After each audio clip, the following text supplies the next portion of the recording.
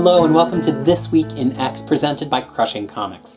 I'm your host Peter, and we are here to talk in depth about all of the X-Men comics out this week on Wednesday, August 29th. Before we do, I just want to let you know a little bit about what this show is. This is not just a recap of what happened in the comic books. The goal is to get you to buy and read the comic books. But it's also not just a review where I'm like this, didn't like that, art was good, writing was bad. It's some combination of the two where I give you a little bit of an idea of where we've come from so you can jump in, and also what I think is probably worth reading for the dedicated X-Men fan. We've got a lot to talk about this week. This week we have Extermination #2, Hunt for Wolverine, Dead Ends, New Mutants, Dead Souls #6, which is the last issue of that miniseries, X-23 #3, X-Men Blue #34, and also X-Men Grand Design, Second Genesis #2 by Ed Piskor. So it's a lot to talk about. Let's jump right in. First up this week we have Extermination 2 of 5. Extermination issue #2 is written by Ed Brisson with art from Pepe Larraz,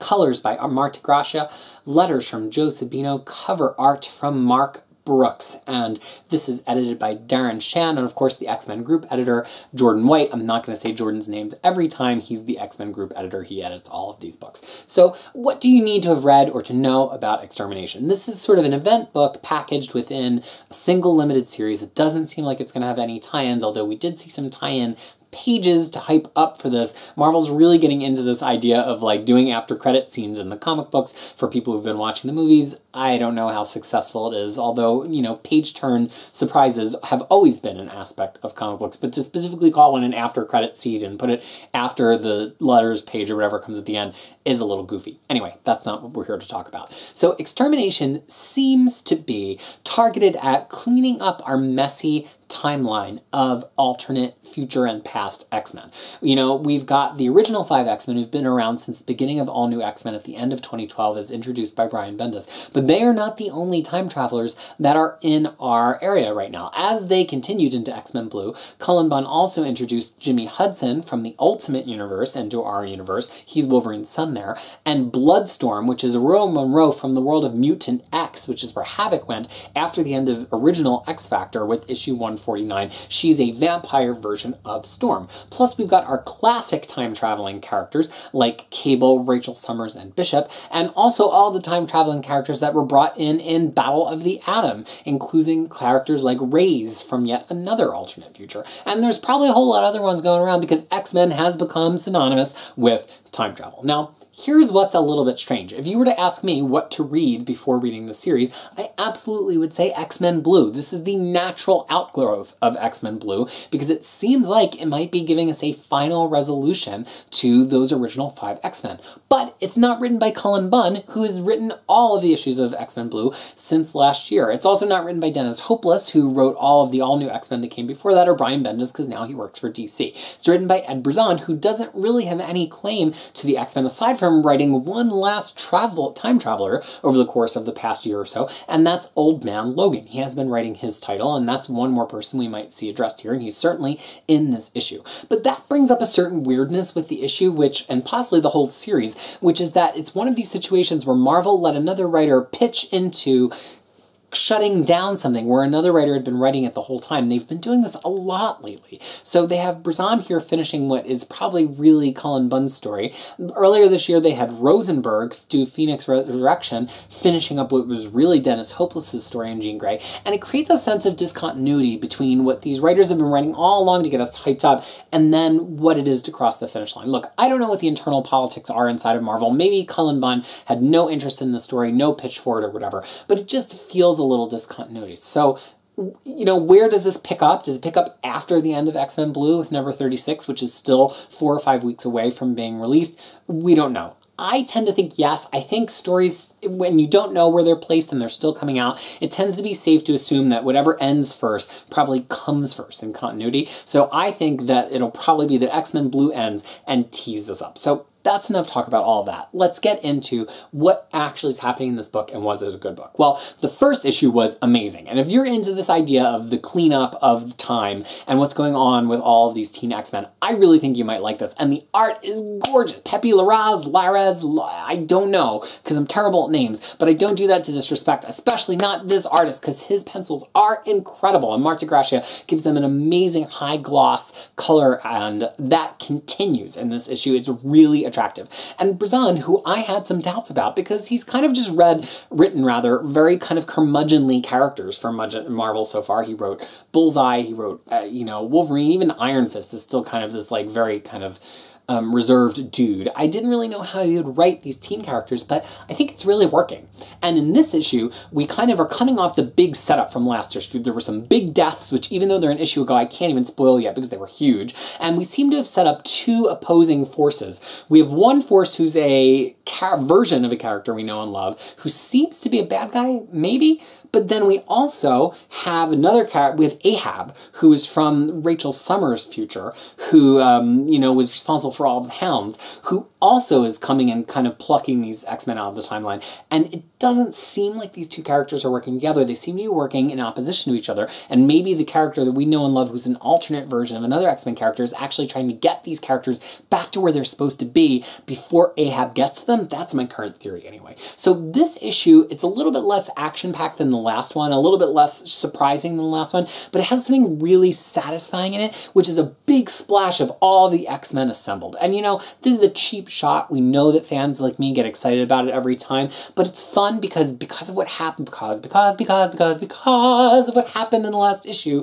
many of the different X-Men characters have a big reaction, including what was originally the members of X-Force. And we have this awesome moment in this issue where the teen X-Men are being split up for their own protection, so they're separate targets. And Jean Grey, everybody wants Jean Grey on their dodgeball team, and she's like, I'm gonna go with them, about the original X-Force. So it's this very cool moment of Jean Grey, who's become a very proactive character in this teen version, saying like, I'm gonna go with these proactive, slightly more violent mutants. It ends with another crazy cliffhanger. There's more of Ahab, there's more of that secret other X character. It's got Mimic, it's got a lot of surprising stuff, and I think that it's a thumbs up for me. We gotta see where it goes, but everybody knows, including you, that I don't really love the teen X-Men, but it seems that we're going to give them a really big send-off, and Brazan seems to be doing it well. So he's got my attention captured, and I am going to continue with this series, and I think it's probably a good place for you to reorient into the X-Men. There's a lot of heavy things happening in the line right now, which you'll hear as we go through this episode, and it seems like they're all going to terminate just short of that new Uncanny X-Men that's going to be launching as a weekly series in November, written by Brazan, Rosenberg, and Kelly Thompson. And it's no mistake that Brazan, Rosenberg, and Thompson are the some of the architects of some of the things that are happening. So I think all these series are probably going to end and then jump right into there. So if you want to not go into that cold and be ready for it, this is one of the issues, or series rather, that you should be reading. Next, we have Hunt for Wolverine, Dead Ends. This issue is written by Charles Soule, with art from Ramon Rosanas, color art from Guru EFX, letters from Joe Spino, and a cover from Marco Cicchetto. It is edited by Annalise Bisa and, of course, editor Jordan White.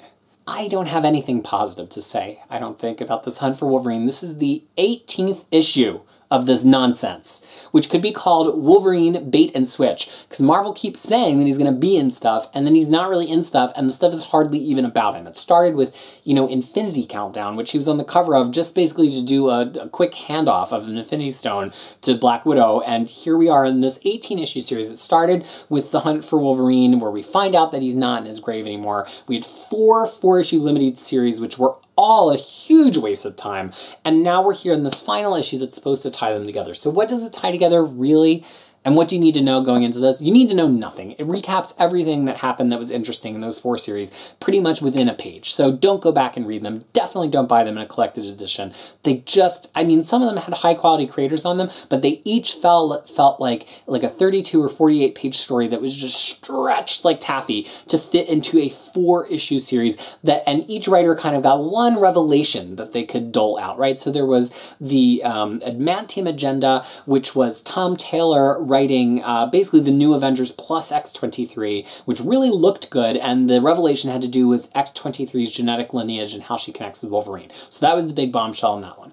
Then there was the Weapon Lost, which was written by Charles Soule, and basically was just an arc of Daredevil, where Daredevil gets a little bit involved in the hunt for Wolverine, along with one of Frank, whatever his name is, McGee from the Inhumans, who's also a detective, and Cypher from the X-Men, but don't really find, oh, and Misty Knight, and they don't really find Wolverine either. Then there was Claws of a Killer by, oh, I might say her name incorrectly off the top of my head, Mariko Tamaki, which was kind of a horror movie of Sabretooth and Lady Deathstrike and Daken following up on a lead of Wolverine in a town, but kind of being overrun with zombies.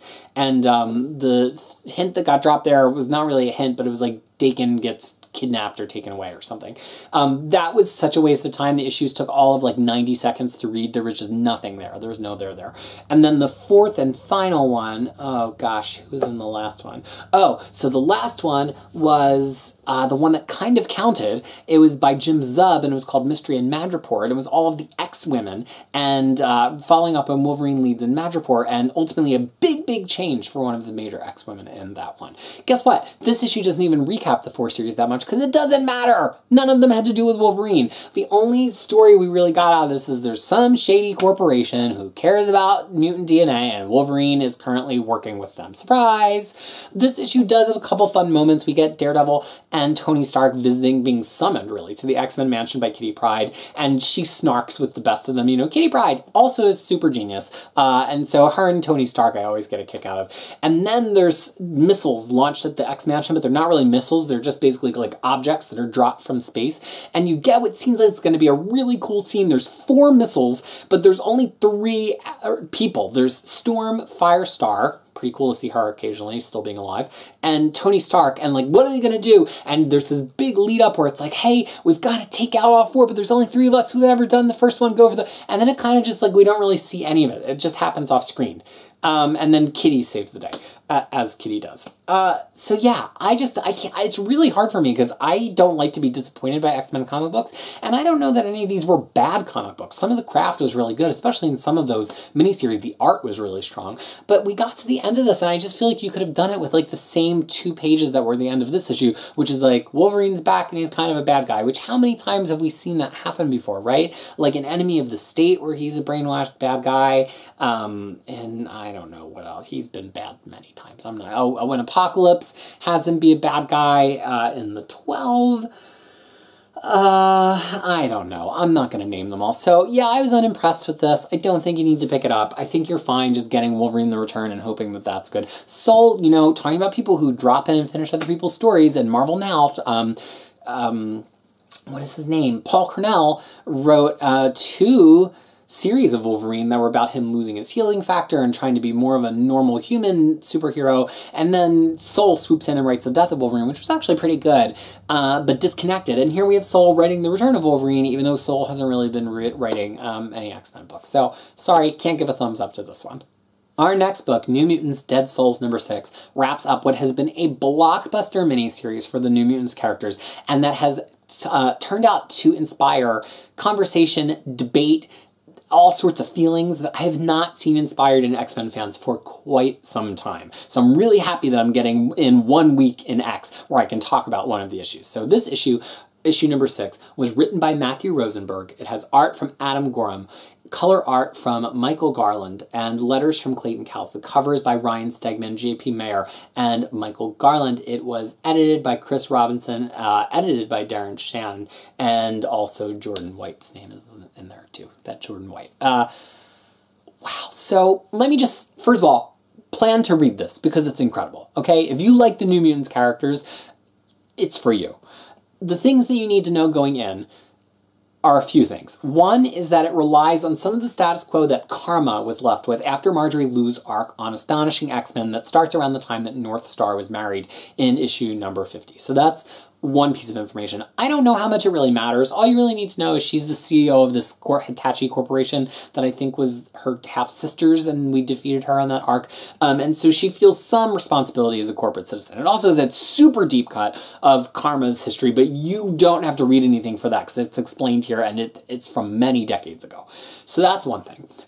It also has quite a few ticklers about the relationship between Rain Wolfsbane and Guido Strong Guy in the wake of X Factor. At the end of X Factor, Guido had become a king of hell. Rain had had a child who like super aged, and then Guido killed the child. It was quite operatic and huge, and clearly there's a lot of tension between the two of them still in this series. You probably also should know from that same run of X Factor Investigations, that Richter turns out to be gay, and that he finally kisses and falls in love with the person he's been in love with all along, Shatterstar, and they're a couple, although they had been described as on again, off again during the run of Iceman last year, but they're clearly on again here, and this series really has so many amazing moments between them, including in this issue. And then we also have Boom Boom, who's one of my all-time favorites, and Boom Boom here is written in that very quippy, lighthearted way that's reflective of her time in Next Wave by Warren Ellis, although you don't have to read that to read this, but that's kind of the Boom Boom that we've got. It doesn't really have a lot of hints of her longer-term character development that came before Next Wave and X-Force, but Next Wave very much reset her as a character to this very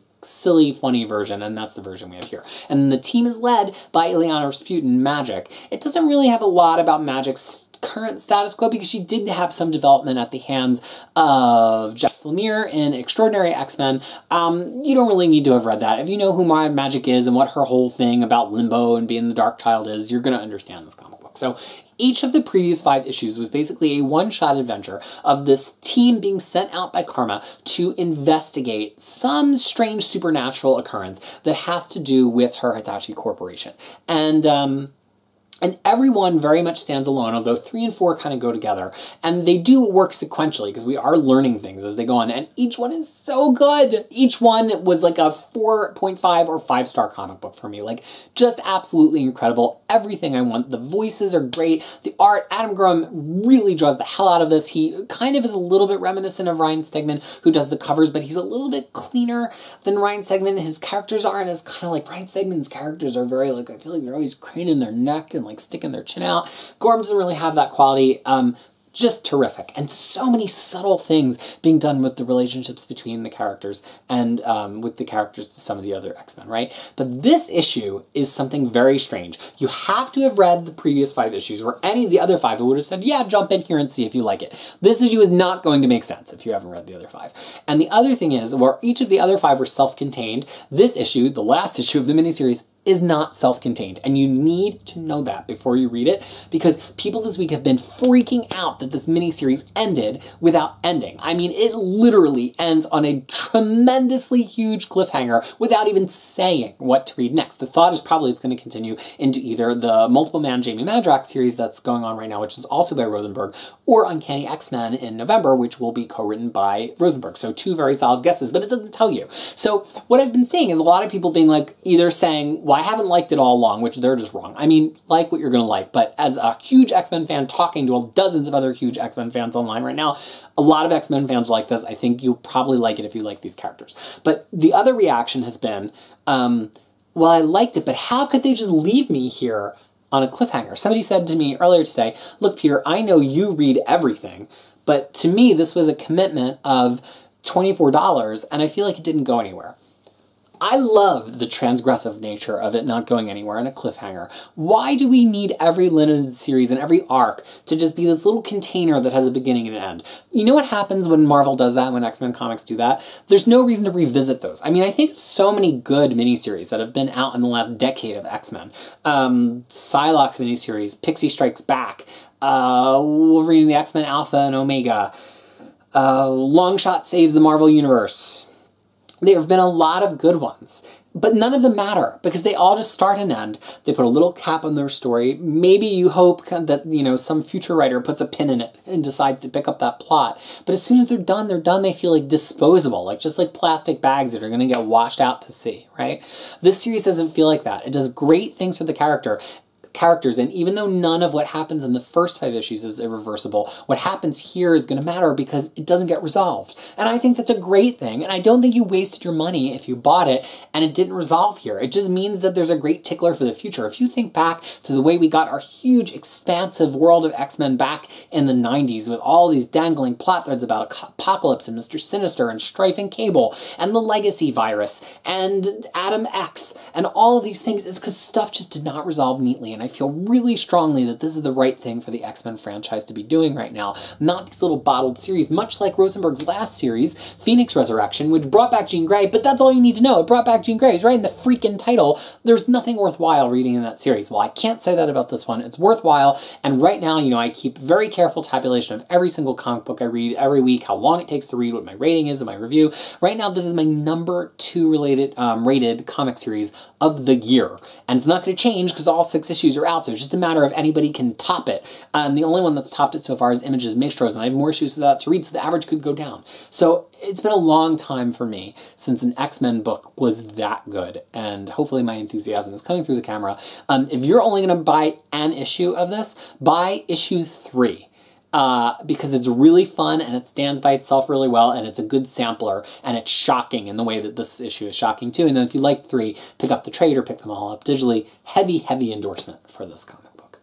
The next comic on our list for X-Men releases this week is X-23, number 3. This issue was written by Mariko Tamaki with art from Juan Cabal, color art from Nolan Woodard, letters from Corey Petit, cover by Mike Choi and Jesus Abertov, and assistant editor Annalise Bisa, editor Christina Harrington, and guess who the group editor is? It's Jordan White. Okay. Because we haven't had a chance yet to talk about X-23, I do want to talk a little bit about all 3 of the issues, but I will be specific to this 3rd one for the purpose of this. So what do you need to know, right?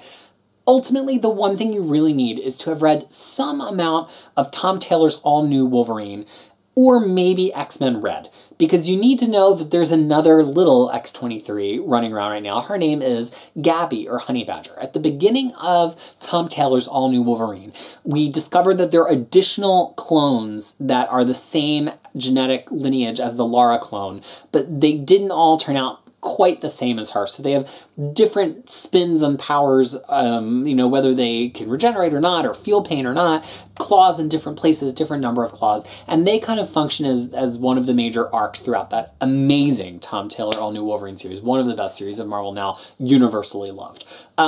So one of those clones winds up being this adorable, amazing, really heartwarming character, Gabby, who's a much younger clone, and her name is Honey Badger, eventually. And she becomes Lara's permanent sidekick and a big facet of Lara's continuing journey to becoming more human and less a weapon, which I've always said X-23 is one of the best arcs in all of comic book. If you start in terms of her chronological story from the very beginning and follow it, it's this gradual process of losing just being a feral experiment and then learning how to be human and then ultimately trying to leave behind that doctrine of violence that's been kind of hard-coded into her so that she can become a more whole and present human. And that was really what Tom Taylor's arc whole series was about. Amazing. So this has Juan Cabal and Nolan Woodard, and if you've been watching This Week in X all this year, you remember that I was obsessed with this art team when they were on the Orphans of X arc in Tom Taylor's series, and they're back to launch the series. Terrific. Mariko Tamaki, as a writer, I'm a little more unsure of. As you already heard in this episode, I did not like her Hunt for Wolverine series. I also am not a big fan of her She-Hulk series, so I came into this with a big chip on my shoulder, as did all fans, because the question was, why is she X-23 again? Things are just falling off of shelves and things in the background. It's a catastrophe. It's a crisis. Why is she X-23 again? Like, why isn't she just Lara or Wolverine? Well, here's the thing. It's her designation, and you couldn't just market this comic book as a Wolverine because Wolverine is in the process of coming back, and marketing means something. But there's a reason in the story that she's X-23, because this is a story about her struggle to make sure that nobody else has the birth and childhood of being brought up in a lab as a clone that she has had. And so it's really about her ultimately taking apart the last notions of this being X-23. And I feel like this is one of those things that fans got so up in arms about before it came out. Like, why? It's the name. You don't know yet what the series is going to have inside of it. Don't lose your mind over what it's called until you read it and understand if it's just a marketing thing, if it has to do with the story. And I think it actually thematically really ties. This story is so interesting because Tamaki takes the other very famous clones that are in the X-Men mansion right now, the Stepford Cuckoos, who are clones of Emma Frost, sort of. It's complicated. Read X-Men, is it Warsong or Endsong? I think it's Phoenix Endsong to learn more. And there used to be 5 of them. 2 of them have been killed. There's only 3. They're from Grant Morrison era X-Men. There's only 3 of them left. And Tamaki and Cabal and Woodard and Petit together are doing this really interesting thing here where this feels very much like Morrison's new X-Men. Has a very Frank Quitely art feel, even though Cabal's art is way cleaner than Quitely's art. And it also really feels to me like Whedon's Astonishing X-Men. Like, it really feels rooted there. And like, we're trying to go back and examine some of those themes now with 10 or 15 years of hindsight about what it means to have all these clones of characters and what it means for these characters to have grown up in our eyes as clones and what that means for their own identities in a way that we haven't seen. Bendis gave some good development to the Stepford Cuckoos and differentiated them. They dyed their hair different colors. They tried to be different, but here they're back to being the same, and there's a reason. So the first issue is okay. The second issue is great. This issue, I think, is the most visual panache. There are a couple of sequences of X-23 in this fighting across traffic to try to get into this van that are really spectacular and that I think Cabal and Woodard just knocked out of the park.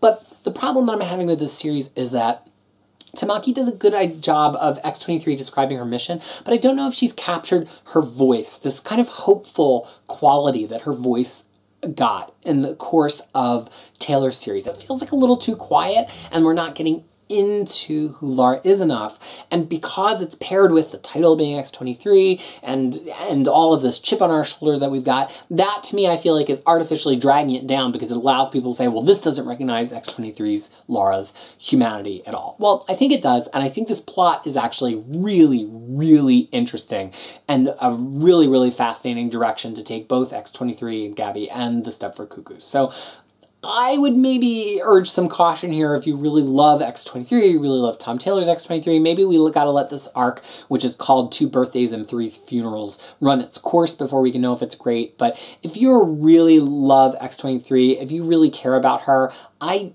don't think this is bad. I don't think you're going to be upset. I think it's a comic story that's going to change things because stakes make stories matter. And that's fine. And you might be upset by some of the changes, but the quality of the story is strong. It's just, I really feel like Tamaki hopefully eventually settles in and becomes a better scripter because she's already a great writer. Next up, we have X-Men Blue number 34. X-Men Blue 34 was written by Cullen Bunn with art from Marcus Toe, color art from Matt Milla, letters from Joe Caramagna, and a cover by R.B. Silva and Rain Brado. It is edited by Chris Robinson and Darren Shan with X-Men group editor, you guessed it, Jordan White. X-Men Blue follows the original teen X-Men that have been displaced in time from around issue 6, 7, or 8 of the original X-Men series in 1963 to the present day. They've been through Brian Bendis writing them. They've been through Dennis Hopeless writing them. Bunn has 2 more issues left after this issue. So where are we? Well, the last issue was a pretty big, or maybe 2 issues ago now, was a pretty big blockbuster. The X-Men are back from their space excursion with Venom. The team is reassembled. They've lost track of James Hudson, but they still have Aurora Bloodstorm with them. And they're like, we've got to resolve this thread with Magneto. Magneto had, while they were away, had a huge confrontation with Emma Frost and a still Axis-flipped Havoc about this drug, Mother Vine, that was going to like totally blow out the powers of all these mutants and make them uncontrollable so they'd be like human bombs. Maybe a little out of character for Emma Frost, but Magneto really didn't like it. But in the process of conflict there, Magneto had to kill some mutants, and that's not a thing he likes to do, so he's really upset about that. And here, and in this arc, he has this big confrontation with the present-day X-Men, or the past X-Men in the present day. He kind of says, like, that kind of broke him. It was the tipping point. Like, he's going to go back to being a villain, because if people are going to make him the villain, he'll be the villain. And there's this great tickler that had been set up by Bunn all the way at the beginning of the series of Jean Grey and Magneto confronting each other and him taking his helmet off and saying, take a look inside my mind and see if you trust me.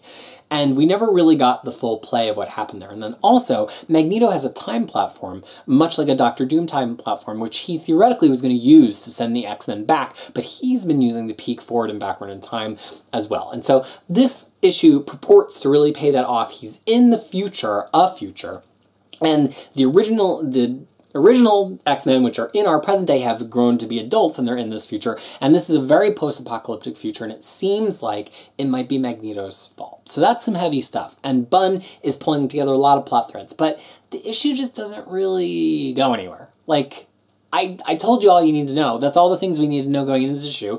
The exact thing you would think happens. The X-Men fight with Magneto. Magneto says he's a villain now and he's going to do whatever he feels like. Ta-da. He comes back to the present from the time platform. He does a villainous thing that maybe is going to help avert that future. The end. There's just no, it doesn't go anywhere.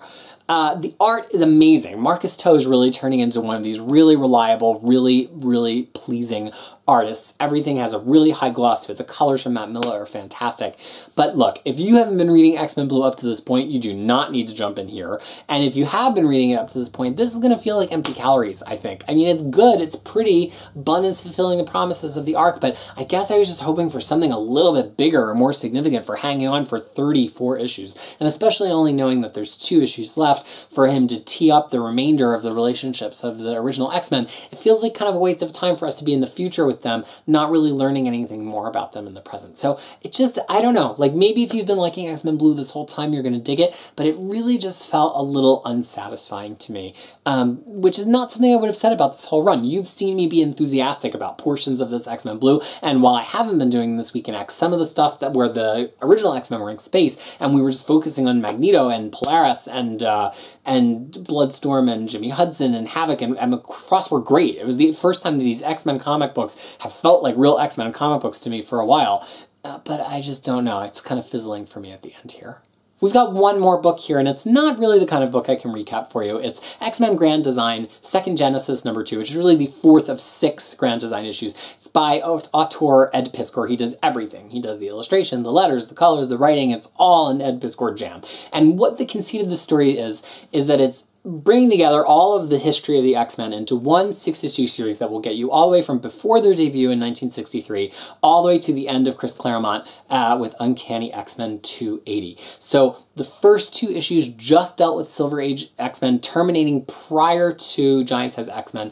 And then this series goes from Giant Size X-Men to the mid-180s, around when Storm is depowered. And then the next ones, which will be out in early 2019, will cover the final 100 issues, which is from the mid-180s all the way through 280, and that will be called Extinction, and it's going to have things like Mutant Massacre, Inferno, Extinction Agenda, and Muir Island Saga. So this issue picks up the X-Men recapping from the Dark Phoenix saga. That's where the first issue ended. And here's where I think I would say I would absolutely recommend those first 3 issues. They were incredible. They drew together the history of the X-Men so well, pointed out so many wonderful connections that I've missed, even though I've made a reading guide which totally aligns with the index notes to these issues. But this issue just isn't that. It's a little bit muddled. It feels like it has some things not out of order, but like out of significance. There's a few major plot lines that get dropped. There's a few characters that have been merged for the purpose of simplicity, but one of the merges is to bring Maddie Pryor into the story earlier, which basically means this is not a continuity version of the X-Men story. All of the Ed Piskor stuff so far has been not technically continuity, but the links that it's made between things happening that were maybe not present there already are clever links. So like one that I'll point out is in the last issue, you know, part of the Proteus saga that was right before the Dark Phoenix saga took place on Muir Island, and technically Legion probably was there, although we don't meet Legion until much later in New Mutants, but Piskor draws him in, right? So look, canonically, was he there and did the X-Men actually meet him? I don't know if we've actually established that in canon. It certainly wasn't his first appearance, but Piskor is drawing connections in between things that we could maybe only infer. And I think in that case, that was a good change. And he did a lot of that in the Silver Age recaps because it helped draw the story together. He inserted a lot of the space stuff being connected to the idea that the Phoenix was on its way to Earth, and the Shar are trying to figure out who the Phoenix is coming to. This is me being a giant Phoenix and flapping towards Earth. And they think maybe it's going to be Xavier. It turns out to be Jean. So I think that's a cool insert, right? Like, you could have fan-wanked that in your headcanon all along. But this one does a couple of things that I'm like, that is not just headcanon fan-wanking, that is like legitimately not something that happened. That he introduces a character in whole cloth that gets assassinated and then is the cause of like all of the Senator Kelly Mutant Registration Act stuff. That's not something that you should do. You don't need to insert a character. The story was right there. And I think that the big problem here is that this is an era where Claremont has really come into his own powers. Byrne has left the book. One of the, Cockrum, among others, is back. I think this maybe gets a little... Are we into Paul Smith era at the end of this? I'm not sure. And Claremont was telling one big story, and he was doing it really well, and to avoid just making this like a really dry encyclopedic version of just saying it happened in this issue, it happened in this issue, I think just Piskor took a little bit too much liberty with this particular recap, and it just didn't really work for me. The one thing that is interesting, though, is he pretty much frames this entire issue as the Ballad of Carol Danvers, right? It starts with Rogue stealing her powers, which happens right around when Jean Grey's funeral is going on, and it happened in Avengers Annual 10, one of my prized possessions.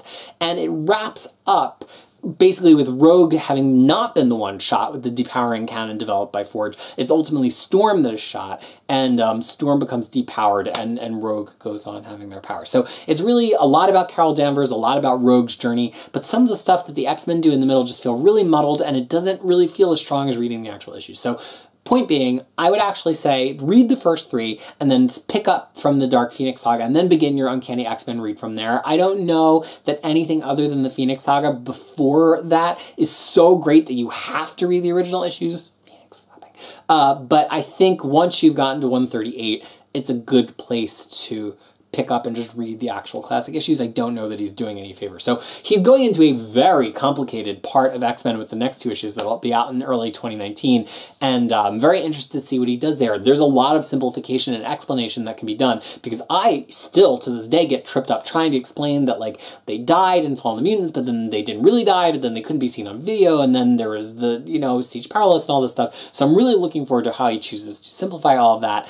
Ultimately, it's kind of expensive, and it's going to get reissued in bookshelf format. They already did the first issues in this giant Treasury edition that's paperback, but it's really big, like the old Treasury edition comics. Clearly, they're going to do that again for these 2 issues, and it has a whole new trade dress and everything. Clearly, they're going to do it for the last 2 issues, and then clearly there's going to be a collection at the end. For the cover price on this issue, I just don't know if you've got to lay that money down now, especially if you have access via Marvel Unlimited or your bookshelf or your comic collection to just reading those issues in the actual Uncanny X-Men books as they came out. That's it for This Week in X for the comics released on Wednesday, August 29th, 2018. There are no X-Men collections out this week for me to recap. So if you've enjoyed this or not enjoyed it, between my rambling and my recapping, I really would love it if you would leave me a comment below. This is a strange thing. I really don't want to try to replace reading comics for you. I want to try to help you keep up to date with the X-Men line, catch up with the X-Men line, and just try to understand if the X-Men line is for you or not right now, each individual book and the line as a whole. So if I'm helping you do that, let me know. If I'm not helping you do that, but something else that I could do would help you do that, let me know below. Some of the things like showing the artwork here, talking about collected editions here, came from feedback from people who are watching, and I just love talking about the comics with you in the comments below over the course of the week, so I do invite you to comment. And if you enjoyed this video, the best way to let me know that you want to have more videos, of course, is to like this video and to subscribe to my channel. So thank you so much for watching This Week in X, presented by Crushing Comics.